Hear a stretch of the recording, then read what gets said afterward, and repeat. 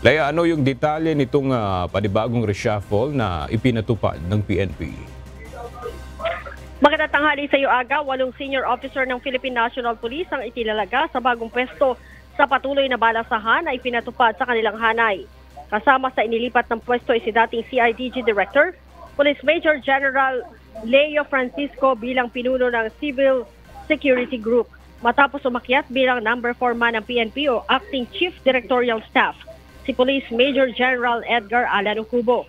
Samantala, itinalaga naman bilang bagong hepe ng Police Security and Protection Group o PSPG si dating Directorate for Intelligence Chief, Police Brigadier General Nestor Babagay Jr.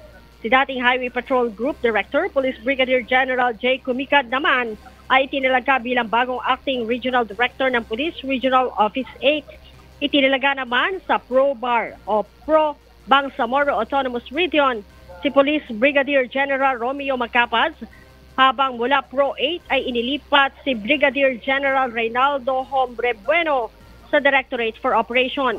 Itinalaga naman si dating PSPG Chief Police Brigadier General William Segun bilang bagong hepe ng Highway Patrol Group o HPG. Mula Pro-BAR ay itinalaga si Police Brigadier General Prexy Tangawon bilang hepe naman ng Area Police Command Northern Luzon.